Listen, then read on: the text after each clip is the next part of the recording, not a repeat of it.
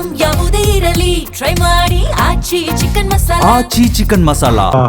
Last 5 minutes, ಕೊನೆಯ 5 ನಿಮಿಷ, ಒಂದು 5 ನಿಮಿಷ ತಗೊಳ್ತೀನಿ. ಮೊದಲನೇದಾಗಿ ತುಂಬ ಖುಷಿ ಆಯಿತು. ಈ ಒಂದು ಬಿಗಿನಿಂಗ್ ಇದು ಆನಂದ್ ಗುರೂಜಿಯಿಂದ ಆಯಿತು ಅನ್ನೋದಕ್ಕೆ ಮನಸ್ಸಾರೆ ತುಂಬ ಖುಷಿ ಆಗ್ತಿದೆ. ಆಮೇಲೆ ಆನಂದ್ ಗುರೂಜಿ ಅವ್ರನ್ನ ಅಪ್ರೋಚ್ ಮಾಡೋದಷ್ಟು ಸುಲಭ ಅಲ್ಲ. ಹಾಗೆ ಪರ್ವತ ತರ ನಿಂತಿರೋದೊಬ್ಬರನ್ನ ನಾನೊಂದು ಒಂದೇ ಒಂದು ಕಾಲ್ ಒಂದು 2-3 ಸಲ ಬ್ಯುಸಿಯಾಗಿತ್ತು ಗುರೂಜಿಗೆ. ಗುರೂಜಿ ಮಾತಾಡಿ ಆ ವಾಯ್ಸಲ್ಲಿ ಯಾರೋ ಒಬ್ರು ದೊಡ್ಡವರು ಇದ್ದಾರೆ ಅಂತ ಫೀಲ್ ಬಂದ್ರು. I feel goose bumps. ಅಂದರೆ ನಾವೆಲ್ಲೋ ಸಿಗ್ತಾ ಇಲ್ವಲ್ಲ, ಫೋನ್ ಸಿಗ್ತಾ ಇಲ್ವಲ್ಲ, ಏನು ಮಾಡೋದು ಗೊಂದಲದಿದ್ದಾಗ ಅದನ್ನ ಅರ್ಥ ಮಾಡ್ಕೊಂಡು ಒಬ್ರಿಗೆ ಆ ಕಡೆಯಿಂದ ಒಂದು ವಾಯ್ಸ್ ಬರುತ್ತೆ, ಸಂತೋಷ್ ಹೇಗಿದೆಯಪ್ಪ ಅಂತ. ಅದು ಕೇಳಿದ ತಕ್ಷಣವೇ ಅದೆಲ್ಲೋ ಒಂಥರ ಮನಸ್ಸಿಗೆ ಯಾರೋ ಇದ್ದಾರೆ ಒಂಥರ ಆಲದ ಮರ ಕೆಳಗೆ ನಿಂತಂಗೆ ಒಂದು ಆಯಿತು. ಗುರೂಜಿಗೆ ನಾನು ಸಿನಿಮಾದ ಟೈಟಲ್ ಟೀಸರ್ ಕಲಿಸ್ದೆ. ನಂತರ ಫೋನ್ ಮಾಡ್ತೀನಿ ಗುರೂಜಿ ಅಂತ ಹೇಳಿದೆ. ಗುರೂಜಿ ಟೈಟಲ್ ಟೀಸರ್ ನೋಡಿ ಒಂದು 3 ಕಿವಿ ಮಾತು ಹೇಳಿದ್ರು. ಅದನ್ನ ಇಲ್ಲಿ ಹೇಳೋಕ್ಕೆ ಇಷ್ಟಪಡ್ತಾ ಇಲ್ಲ. ಅದು ನಾನು ಒಂದು ತಂದೆಯ ಸ್ಥಾನದಲ್ಲಿ, ಅಣ್ಣನ ಸ್ಥಾನದಲ್ಲಿ, ಒಬ್ಬ ಗುರುಗಳು ದೈವದ ಸ್ಥಾನದಲ್ಲಿ ಗುರೂಜಿ ಹೇಳಿರೋ ಮಾತನ್ನು ಅದು ಮನಸ್ಪೂರ್ವಕವಾಗಿ ಆ ಒಂದು ಆಶೀರ್ವಾದ ತಗೊಂಡು ನೀವು ವೇದಿಕೆಯಲ್ಲಿ ಬಂದಿದ್ದು ನಮ್ಮ ಇಡೀ ತಂಡಕ್ಕೆ, ನಮ್ಮ ಪ್ರೊಡಕ್ಷನ್ ಹೌಸ್ಗೆ, ನಮ್ಮ ಟೆಕ್ನಿಷಿಯನ್ಸ್ಗೆ ನೀವು ಮಾಡಿರುವಂಥ ಈ ಆಶೀರ್ವಾದ ಇದೆಯಲ್ಲ, ನಾನು ಖಂಡಿತವಲ್ಲೂ ಮರೆಯಲ್ಲ Guruji. Thank you once again thank you. Okay, so ಈಗ ಚೆಂಕೋಲ್ ಬಗ್ಗೆ ಒಂದಿಷ್ಟು ವಿಷಯ. ಈ ಸಿನಿಮಾ ಫಸ್ಟ್ ಶುರು ಮಾಡಿದ್ದು DJ ಸಂತು ಅಂತ ಒಂದು ಸಿನಿಮಾ, ಒಂದು ರೊಮ್ಯಾಂಟಿಕ್ ಕಾಮಿಡಿ. ಈಗ DJ ತಿಲ್ಲುವಲ್ಲ ನೋಡಿದಾಗ ಒಂದು ಎದ್ದು ಬಿದ್ದು ನಗಬೇಕು ಅನ್ನೋ ಒಂದು ಪರ್ಸ್ಪೆಕ್ಟಿವಲ್ಲಿ ಕತೆ ಬರ್ತಿತ್ತು. ಆ ಕಥೆಯಲ್ಲಿ ಫಸ್ಟು ನಾನು ಕತೆ ಹೇಳಿದ್ದು ನನ್ನ ಬ್ರದರ್ ಆಗಿರುವಂಥ ರವಿ ಅವರಿಗೆ. ಅವರು ಕತೆ ಕೇಳಿ ಅವರು ಒಂಥರ ನಾಟಿ ಬಾಯ್, ಕತೆ ಕೇಳಿ ಅವರು ನಗಾಡ್ತಿದ್ರು. ಸೊ ಈ ಕತೆಗೆ ಯಾರು ವರ್ಕ್ ಆಗ್ತಾರೆ ಅನ್ನೋದಕ್ಕೆ ಇದಕ್ಕೆ ಈಕ್ವಲ್ ಆಗಿ ಇನ್ನೊಬ್ಬ ಕ್ಯಾರೆಕ್ಟರ್ ಬೇಕು ಆ ಇಡೀ ಸಿನಿಮಾನ ತೊಗೊಂಡೋದಕ್ಕೆ. ಸೊ ನನ್ನ ಮನಸ್ಸಲ್ಲಿ ಮಸಲ್ ಮಣಿ ನೋಡಿರೋಂಥ ಮಹಾಂತೇಶ್ ನನಗೆ ತುಂಬ ಇಷ್ಟ ಆಯಿತು. ಸೊ ನನ್ನ ಮೊದಲನೇ ಫೋನ್ ಕಾಲ್ ಆಗಿದ್ದು ಮಹಾಂತೇಶಿಗೆ ಫೋನ್ ಮಾಡಿ ಈ ಥರ ಒಂದು ಕತೆ ಇದೆ ಅಂದಾಗ ಬಾಯ್ ಗೊತ್ತಲ್ಲ ಮಣಿ ಎಕ್ಸ್ಟ್ರಾ ಓವರು. ಸೊ ಮಣಿ ತುಂಬ ಇಷ್ಟಪಟ್ಟರು ಈ ಕಥೆನ. ಸೊ ಹಾಗಾಗಿ ನಾನೊಂದು ತಂಡ ಕಟ್ಟಿದೆ. ಈ ಸಿನಿಮಾ ನಾನು ಡೈರೆಕ್ಟ್ ಮಾಡೋಕ್ಕೆ ಹೋಗಲೇ ಇಲ್ಲ. ಸೊ ಮೊದಲನೇ 5 ದಿನ ಶೂಟ್ ಮಾಡಿದಾಗ ನನಗೆ ಯಾಕೋ ಮಾಡಿರೋ ರೀತಿ, ಕತೆ ಹೋಗ್ತಿರೋ ಹಿನ್ನೆಲೆ ಅದೆಲ್ಲೋ ಒಂಥರ ಯಾವುದೋ ಒಂದು ಕಾಲಿಂಗ್ ಇದ್ದಾಗ ನಾನು ಸಿನಿಮಾ ನಿಲ್ಲಿಸ್ಬಿಟ್ಟೆ. ನಾನು ಪ್ರೊಡಕ್ಷನ್ ಮ್ಯಾನೇಜರ್ ಜಗದೀಶ್ ಅವ್ರಿಗೆ ಫೋನ್ ಮಾಡಿದೆ. ಜಗ್ಗಿಯವರೇ, ನನಗೆ ಯಾಕೋ ಫುಟೇಜ್ ಇಷ್ಟ ಬರ್ತಾಯಿಲ್ಲ, ಏನು ಮಾಡಲಿ ಅಂತ. ಜಗ್ಗಿಯವರು ತುಂಬ ಗೌರವ, ತುಂಬ ಸೀನಿಯರ್ ಪರ್ಸನ್. ಸರ್ ನೀವು ಶೂಟಿಂಗ್ ನಿಲ್ಲಿಸ್ಬೇಡಿ, ಒಂದು 5 ದಿವಸ ಮುಗಿಸಿ ಆಮೇಲೆ ನೋಡೋಣ ಅಂತ ಜಗ್ಗಿಯವರು ಹೇಳಿದ್ರು. ಆ ಸಿನಿಮಾ ಪಾಸ್ ಮಾಡಿ ನಾನು ಫುಟೇಜ್ ನೋಡಿದೆ. ಫುಟೇಜ್ ನೋಡಿ ನನಗೆ DJ ಸಂತು ಮಾಡಲ್ಲ ಅಂತ ನಾನು ಅವತ್ತು ತೀರ್ಮಾನ ಮಾಡಿದೆ. ಆ ಸಿನಿಮಾ ನಿಂತ ಮೇಲೆ ನಾನು ಏನು ಮಾಡೋದು ಅಂತ ಮುಂದೆ ಹೋಗ್ತಾ ಲೊಕೇಶನ್ ಹುಡ್ಕೋಕ್ಕೆ ಅಂತ ನಾನು ವಯನಾಡ್ ಕಡೆ ಹೋದೆ. ಅಲ್ಲಿ ಹೀಗೆ ಸ್ವಲ್ಪ ಜನ ಫ್ರೆಂಡ್ ಜೊತೆ ಇದ್ದಾಗ ನನಗೆ ಯಾರೂ ಹೋಗ್ದಿರೋ ಅಂತ ಕಾಡಿಗೆ ಕರ್ಕೊಂಡು ಹೋಗ್ತೀಯಾ ಅಂದರೆ ಕಾಡು ಹೋಗಿರಬೇಕು, ಬಟ್ ವರ್ಷಗಳಾಗಿರಬೇಕು ಅಂತ.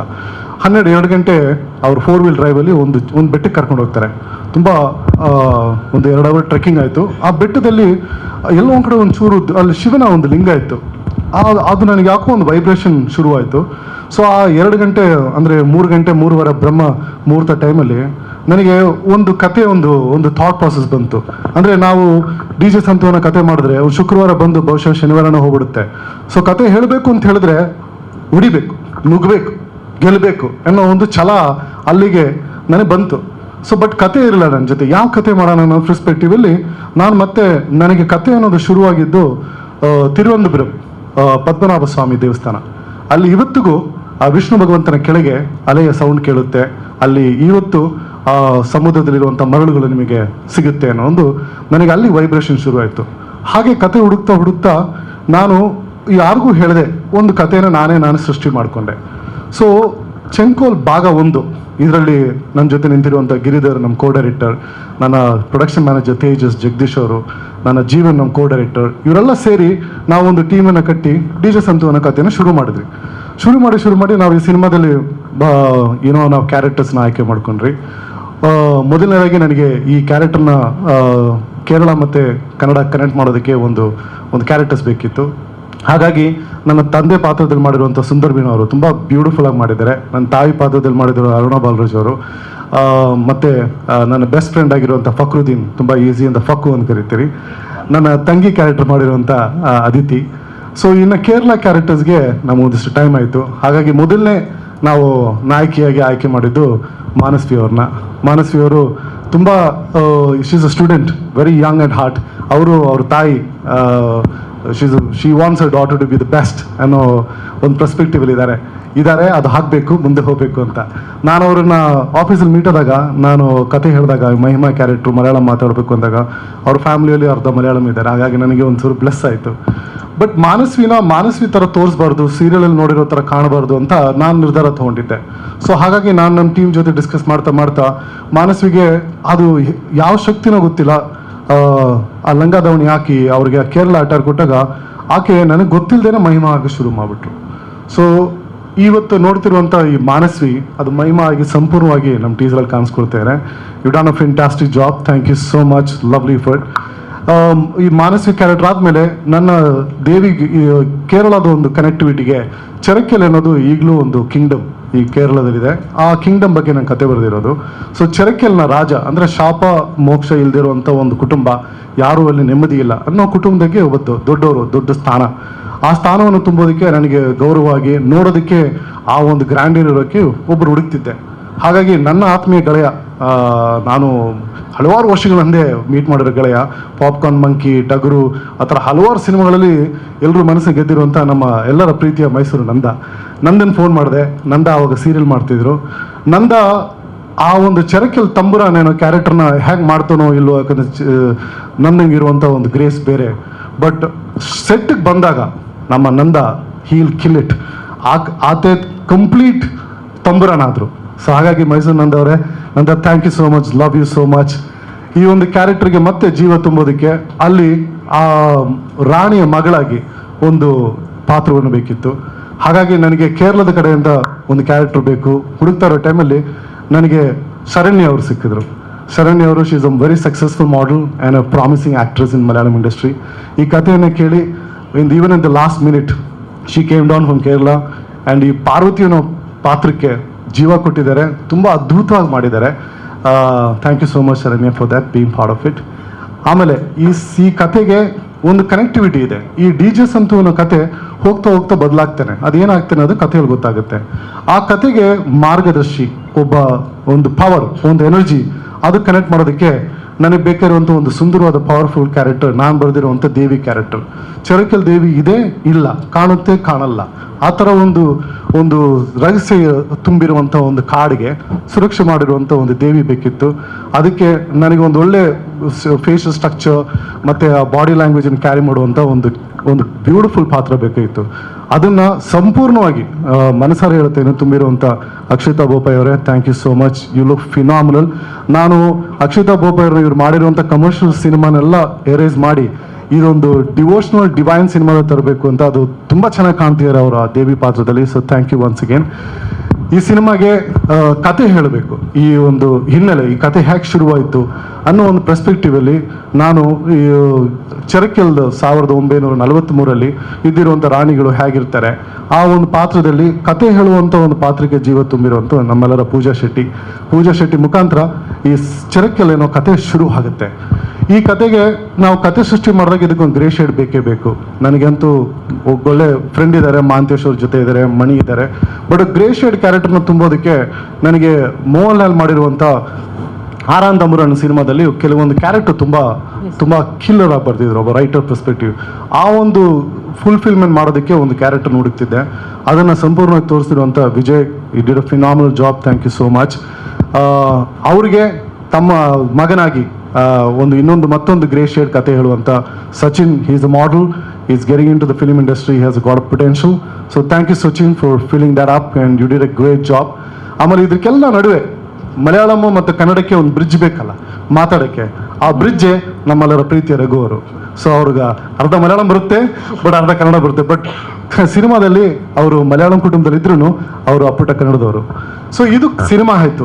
ಈಗ ಸಿನಿಮಾ ಆದಾಗ ನಾನು ಒಬ್ಬನೇ ಇದ್ದೀನಿ, ಡೈರೆಕ್ಷನ್ ಡಿಪಾರ್ಟ್ಮೆಂಟ್ ನನಗೆ ಎಷ್ಟು ಶಕ್ತಿ ಇದೆ ನನಗೆ ತಿಳಿದಿರೋ ವಿಷಯಗಳಿಂದ ಸಿನಿಮಾ ಶುರು ಮಾಡೋಕ್ಕೆ ಹೋದೆ. ಅಂದರೆ ಹಲವಾರು ಚಾಲೆಂಜಸ್ ಇತ್ತು. ದಿನ 80 ಜನ 90 ಜನ ಆರ್ಟಿಸ್ಟು. ಬಟ್ ಜಗದೀಶ್ ಅವರು ನಮ್ಮ ಪ್ರೊಡಕ್ಷನ್ ಮ್ಯಾನೇಜರ್ ತುಂಬ ಅವ್ರು ಎಷ್ಟೇ ಬ್ಯುಸಿ ಇದ್ರು, ಟಾಕ್ಸಿಕಲ್ಲಿ ಬ್ಯುಸಿ ಇದ್ರು, ಒಂದು ಬಾಸ್ ಜೊತೆ ಬ್ಯುಸಿ ಇದ್ರು, ಹಾಗಿದ್ರೂ he gave a great army to me. ಹಾಗಾಗಿ ಈ ಸಿನಿಮಾದಲ್ಲಿ ಬಂದಿರೋಂಥ ಎಲ್ರಿಗೂ, ತೇಜಸ್ ಅವ್ರು ಇರ್ಬೋದು, ಕಾರ್ತಿ ಇರ್ಬೋದು, ಎಲ್ರಿಗೂ ನಾನು ತುಂಬ ಮನಸ್ಪೂರ್ವಕವಾಗಿ ಥ್ಯಾಂಕ್ ಯು ಹೇಳಕ್ಕೆ ಇಷ್ಟಪಡ್ತಾ ಇದ್ದೀನಿ. Wonderful team. ಇವರಿಲ್ಲದೆ ಈ ಸಿನಿಮಾ ಮಾಡೋಕ್ಕಾಗಲ್ಲ. ಈ ಸಿನಿಮಾದಲ್ಲಿ ನಾನು ಇನ್ನೂ ಡೈರೆಕ್ಟರ್ ಕಾರ್ಡ್ ಹಾಕಿಲ್ಲ. ಸೊ ನೀವು ನೋಡಿದಾಗ ನನಗೆ ಚೆಂಕು ನನ್ನ ಸಿನಿಮಾದಲ್ಲಿ ಬರೀ ಆರ್ಯನ್ ಸಂತೋಷ್ ಅನ್ನೋ ಹೆಸರು ಮಾತ್ರ ಇದ್ರಲ್ಲಿ ಹಾಕಿರೋದು. ಡೈರೆಕ್ಟೆಡ್ ಬೈ ಆರ್ಯನ್ ಸಂತೋಷ್ ಅಂತ ಇನ್ನು ಹಾಕಿಲ್ಲ. ಆ ಸಿನಿಮಾ ಡೈರೆಕ್ಷನ್ ಮಾಡೋ ಅರ್ಹತೆ ಅದು ನನಗೆ ಯಾವತ್ತು ಬರುತ್ತೆ ಆವತ್ತು ನಾನು ಹೆಸರನ್ನು ಹಾಕ್ತೀನಂತ ನಾನು ಇದುವರೆಗೂ ಚೆಂಕೋಲ್ ಸಿನಿಮಾದಲ್ಲಿ ನನ್ನ ಹೆಸರು ಕೆಳಗೆ ಹಾಕಿಲ್ಲ. ಸೊ ಈ ಸಿನಿಮಾ ನಾನು ವರ್ಕ್ ಮಾಡ್ತಿರೋ ಟೈಮಲ್ಲಿ ನನಗೆ ಈ ಸಿನಿಮಾದಲ್ಲಿ ಒಂದು ವಿಭಿನ್ನವಾದ ಮ್ಯೂಸಿಕ್ ಬೇಕು ಅನ್ನೋ ಪರ್ಸ್ಪೆಕ್ಟಿವಲ್ಲಿ ನಾನು ಮೊದಲನೇದಾಗಿ ಅಪ್ರೋಚ್ ಮಾಡಿದ್ದು ನಮ್ಮ ಪ್ರೀತಿಯ ಅಲೋಕ್ ಒಂದು ಬ್ಯೂಟಿಫುಲ್ ಆಗಿರುವಂಥ DJ ಸಂತು ಒಂದು ಮಾಸ್ ಕಮರ್ಷಿಯಲ್ ಸಾಂಗ್ನ ಬರೆದಿದ್ದಾರೆ, ಕೊಟ್ಟಿದ್ದಾರೆ, ಸಿಂಗ್ ಮಾಡಿದ್ದಾರೆ.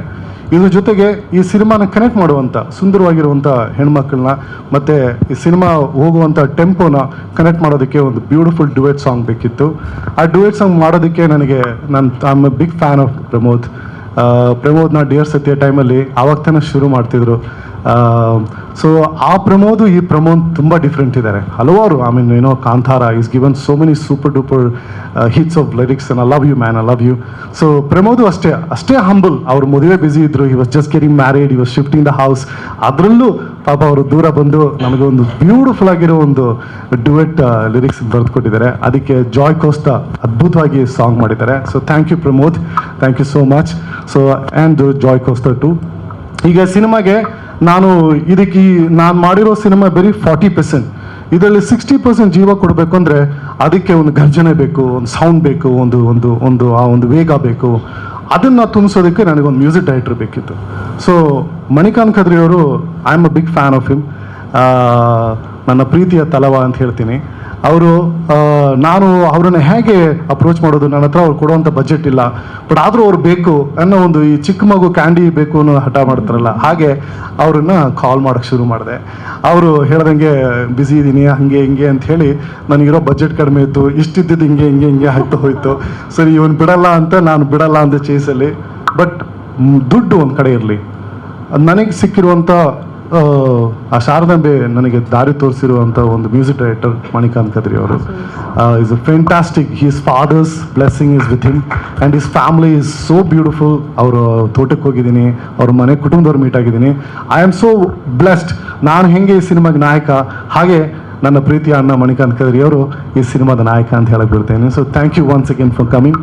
ಈಗ ಇಷ್ಟೆಲ್ಲ ಕಷ್ಟಪಟ್ಟಾಗ ನಾನು ಸಿನಿಮಾನ ಮುಂದೆ ತೊಗೊಂಡೋಗ್ಬೇಕು ಅನ್ನೋದಕ್ಕೆ ನನಗೆ ಒಂದು ಶಕ್ತಿ ಬೇಕಿತ್ತು. ಆ ಸಿನಿಮಾದ ಶಕ್ತಿ ಪೋಸ್ಟ್ ಪ್ರೊಡಕ್ಷನ್ ಮುಖಾಂತರ ನಾನು ತುಂಬ ಒಂದು woman you can be a powerhouse. ನಾನು ಕಳೆದ 10-15 ವರ್ಷದಿಂದ ನಾನು ತುಂಬ ರೆಸ್ಪೆಕ್ಟಬಲ್ ನೋಡ್ತಿರುವಂಥ ಒಂದು beautiful woman is my Rajalakshmi madam. So ಅಕ್ಕ ಹತ್ರ ನಾನು ಈ ಕತೆ ಹೇಳಕ್ಕೆ ಹೋದಾಗ, ನಾನು ಈ ಕತೆ ನಿಮ್ಮಲ್ಲಿ ಸ್ಟುಡಿಯೋದಲ್ಲಿ ಮಾಡಬೇಕು ಅಂದಾಗ ನನ್ನ ಬ್ಲೆಸ್ಸಿಂಗ್ಗೆ Chamundeshwari studio Atmos certified very powerful studio. ನಾನು 10 ವರ್ಷ ಹೋಗಿರೋ ಸ್ಟುಡಿಯೋ ಅಲ್ಲ ಈಗ.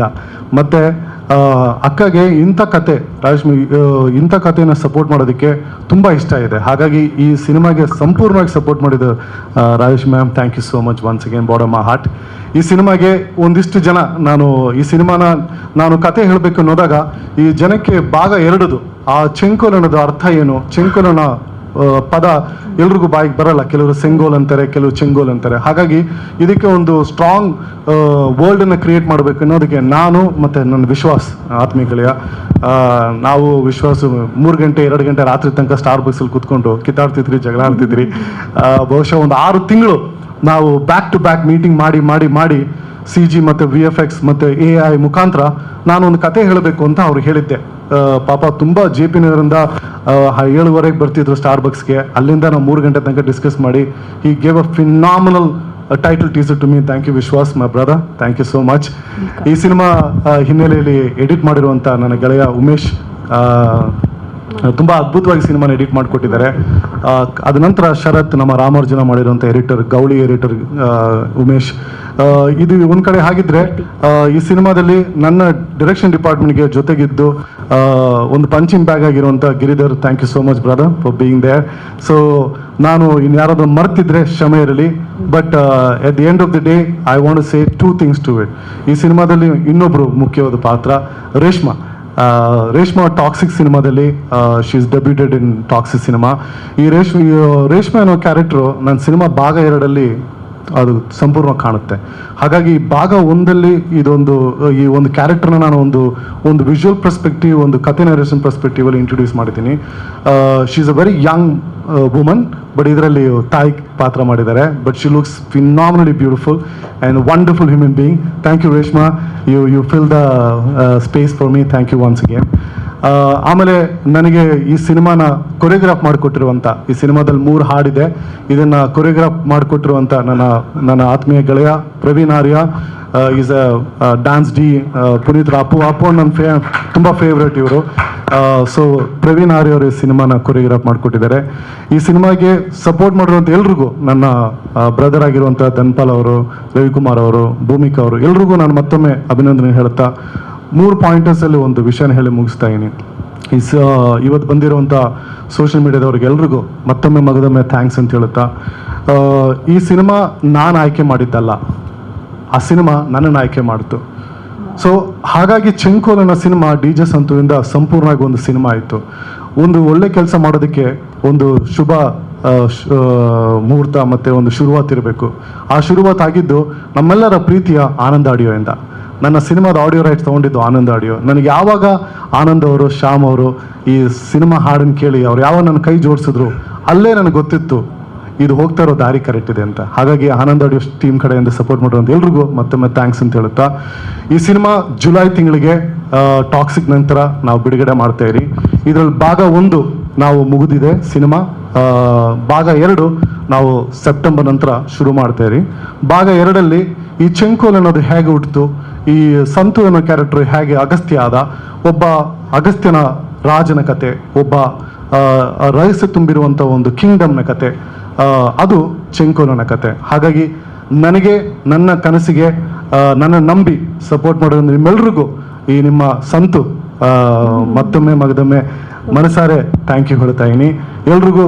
Once again sorry for the delay. Love you all for ಚೆಂಕೋಲ್. Thank you so much.